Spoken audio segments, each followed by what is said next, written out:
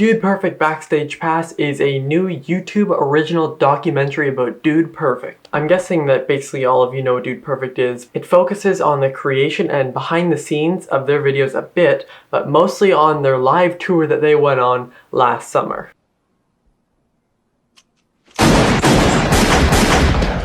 Before I say anything else, I have to mention that I'm a massive Dude Perfect fan, and you'll really enjoy this if you are a Dude Perfect fan. You have to know what you're going into. I'm just gonna prove that I'm actually a Dude Perfect fan here, so skip to this time to get to the actual review. I think I've seen, or at least I know I've seen, every single one of Dude Perfect's videos, and most of them at least more than 5 times probably, because everyone in my family is a very big Dude Perfect fan, especially my 2 younger brothers. We ironically had tickets, or we have tickets to their live show. It was supposed to be this summer in July, except it's probably going to be postponed now. And all these clips are from like 2017, 2018, somewhere around there, so if I look different, that's why. But I remember waking up in 2016 or 17, early morning before school, to watch episodes of the Dude Perfect show. I watched like season 1 back then, and I've just always really enjoyed their stuff. We actually have some of their like sports equipment, you know, like here's a little video of like the frisbee that we have from them. We have a mini basketball hoop, and we still use them like today in our basement. It's funny. I used to own merch from theirs. I owned a blue shirt and 2 sweaters, and obviously I've outgrown them, but really funny, this proves how big they are. In April of 2017, here's a picture from then. You can kind of tell that I'm wearing the shirt, not really, but we were in the Orlando airport for like we were in the Florida airport in Orlando, and I'm from Canada, true north, but we were there just on vacation, and some kid around my age came up to me and was like, cool shirt, and I'm like, hey, and I don't know, I mean, I didn't know him, so I thought that was really cool. The biggest impact that they had on me though was in 2017, I started this Instagram account with my best friend Logan, and it was this trick shot account because we just really liked the stuff they did. Now there were some other YouTubers who kind of contributed to the inspiration, if that makes sense, kind of later on, but it was mainly Dude Perfect who started that turned into a YouTube channel. The videos are still up now, I'll link it in the description down below, but a lot of the inspiration came from them, and it's just because they're such a big worldwide phenomenon. I've been fans of these guys for years. I'm just one of those people who really likes to see the behind the scenes of things, especially like movies and TV shows, stuff like that.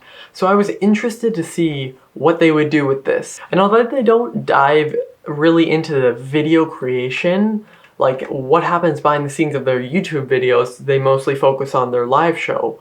Although they do show you behind the scenes of this one video that maybe they're waiting to publish it, but it was with this very famous actor. I won't really spoil it. This won't contain spoilers, like there isn't a ton to spoil, but still, there's something in there that's I found really cool. They mainly focus on their live tour that they went on last summer, and as a big Dude Perfect fan, I really enjoyed this. I love, now that I'm older and I make videos of my own, and I really like filmmaking and all that, I really love the technical aspects of their videos and the way they're edited, the color grading, all stuff like that. And I was interested to see if this would have the same flair that their videos do, per se. And it does. I think they use the same like text or font that they use in their videos. I noticed when they're showing the different cities. I know maybe it's just like a basic one, but I kind of caught onto that. But it had this like awesome vibe through the entire thing that a lot of bonus documentary stuff like that, you hear my dog going crazy downstairs, but a lot of bonus stuff like that, they sometimes lack it. But this one didn't. Documentaries are always harder to review because I barely watch them now. When I watch documentaries, I normally love them, or they're just not my thing, you know? And this is definitely one of my favorites. I've probably seen under 10, but this would be one of my absolute favorites. This is one of my favorite documentaries because I love their videos, and that's something you have to realize. When going into this, you should be a fan of their videos, TV shows, whatever, games. Even. Actually, I had those games, I forgot to say it.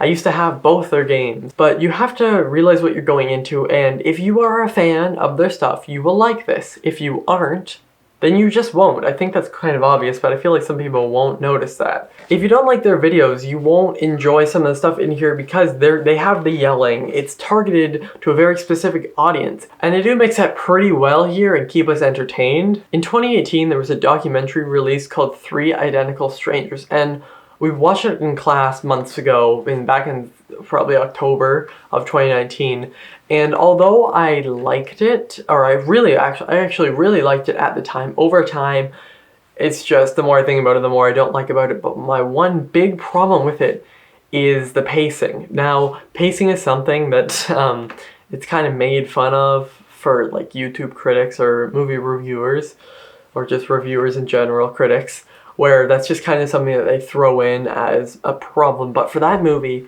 or documentary, it gets really boring at times. Like, it's like, I don't know, maybe an hour 40 something, hour 50 something. But that thing gets really boring in moments, and my favorite documentary I've ever seen, it still remains my favorite, also came from 2018. It won the Oscar. That is Free Solo. I think that thing is just phenomenal. But it doesn't suffer from the problem of being boring, and neither does this. As I mentioned before, they find a way to appeal to the younger audience. They're going for younger kids, younger, probably more athletic kids, or at least people that are interested in sports. And I like how they mix that with these interviews, getting to learn more about them as people, and I really enjoyed that. Now, another thing is, quickly, with 3 Identical Strangers, is that they interview these 3 guys with like this plain background the entire time.